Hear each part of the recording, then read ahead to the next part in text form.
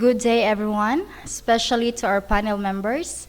We are the presenter from the College of Technology and Allied Sciences.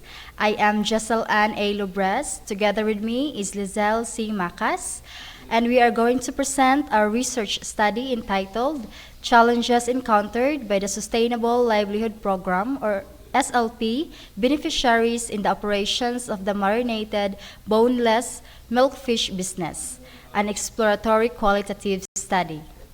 So this is our team. We have Mr. Jason B. Cano, the principal author, Mrs. Lizelle C. Macas, the field specialist, yours truly, Jessel Ann Lubres, the data analyst, and we have Mr. Leo Simanca, the ethics reviewer. Okay? Let's start with the introduction.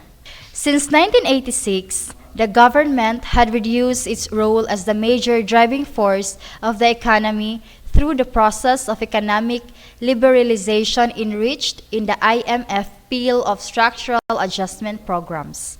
The emphasis, therefore, has shifted from large-scale industries to small and medium-scale industries, which have the potential for developing domestic linkages for rapid and sustainable industrial development. Attention was focused on the organized private sector to spearhead subsequent industrialization programs.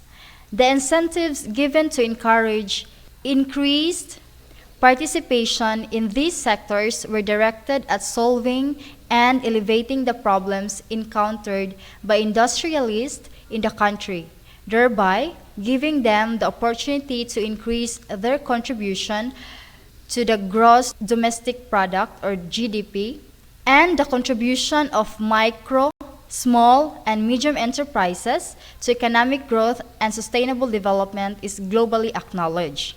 There is an increasing recognition of its pivotal role in employment of generation, income, redistribution, and wealth creation.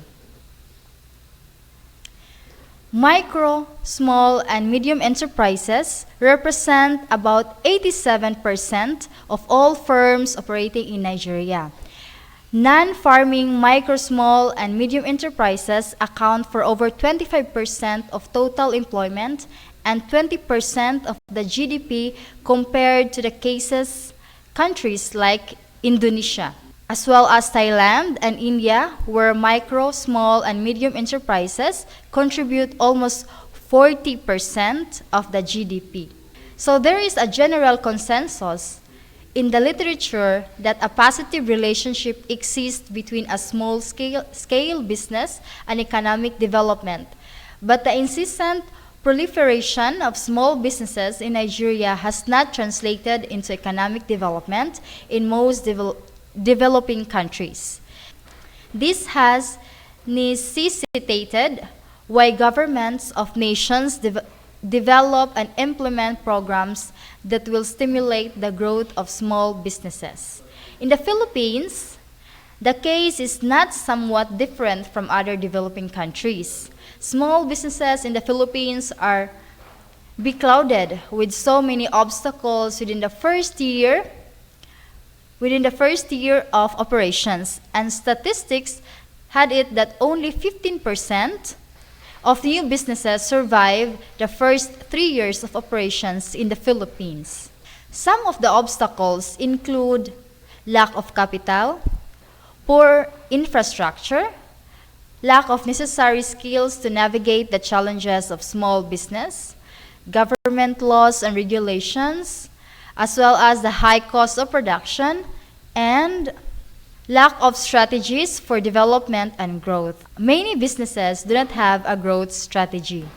This paper examines the challenges that small-scale organizations face in the Philippines during the startup and growth stage of their operations, business, and also explores the opportunities these businesses could derive from their immediate environment. More importantly, the objective of this research is to develop a framework for the way forward and also explore the various strategies that will enhance small business development in the Philippines.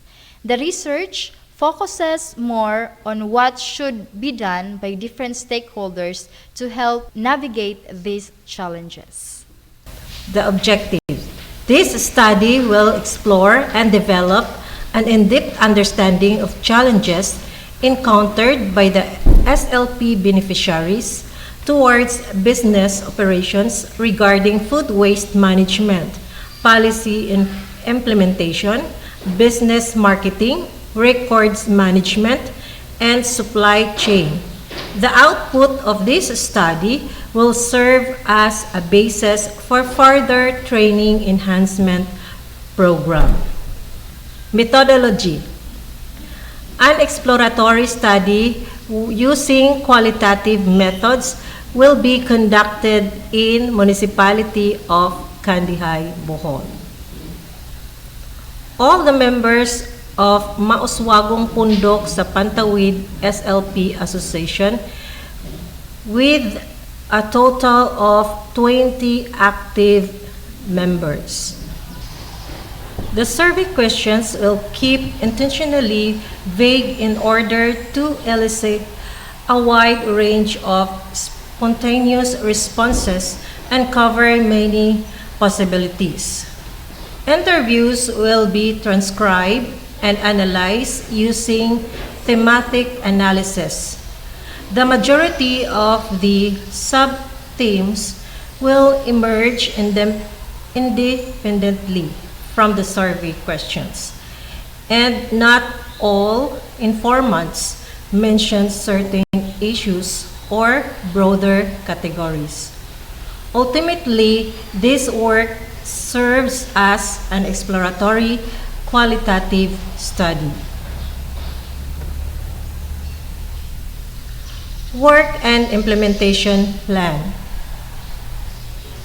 First column is the activity, the first column is the day, then the second column are activities, and then third column is our expected outcomes. So for day 1, buy research materials such as a bond paper and envelope to be used for the reproduction of interview guide. Expected outcome, reproduce the target numbers of copies of interview guide to be addressed to the informants. Then, on the second day, prepare the letter of transmittal for the conduct of the study to be signed by the municipal mayor. Expected outcome, submitted the transmittal letter to the municipal mayor and gets its approval for the conduct of the study. On the 3rd to 5th day, make a courtesy call and introduction to the municipal mayor, local government units, and president of the business before distributing and collecting the data from the informants. Our expected outcomes, the researcher team have conducted the interview and collected the answers of the informants. On the 6th day, collect, encode, consolidate, analyze, and interpret the data gathered using thematic analysis. Our expected outcome, data gathered will be collated, encoded, consolidated, analyzed, and interpreted through the use of thematic analysis.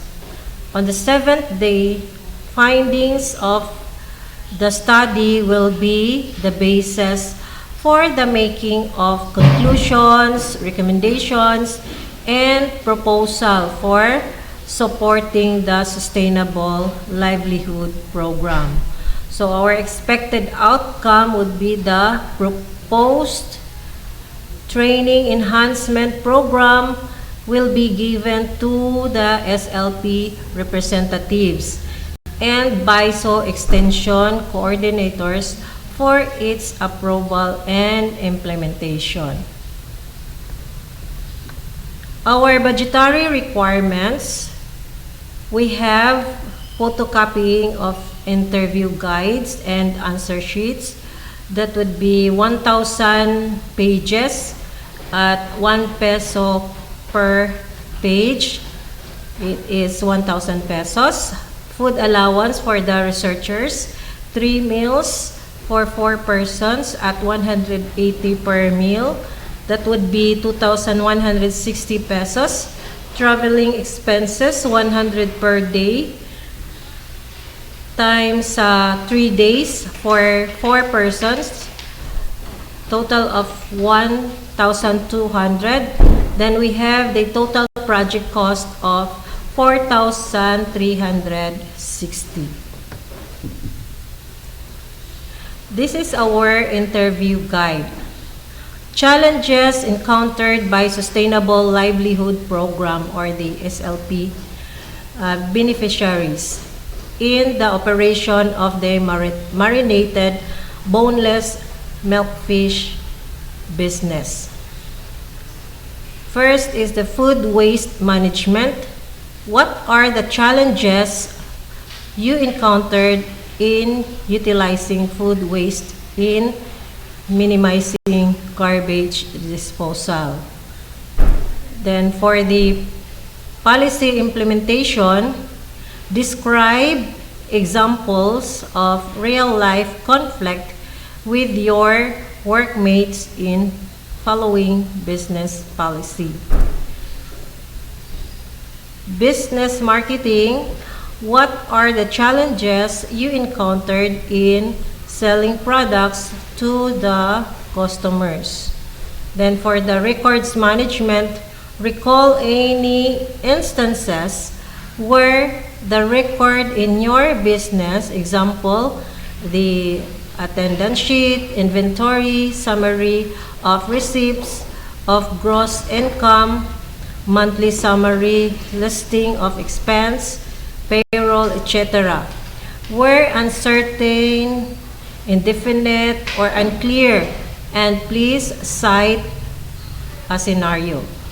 Then for the supply chain, what are the challenges you encountered in looking for a regular supplier that will provide consistent stock? And that would be all.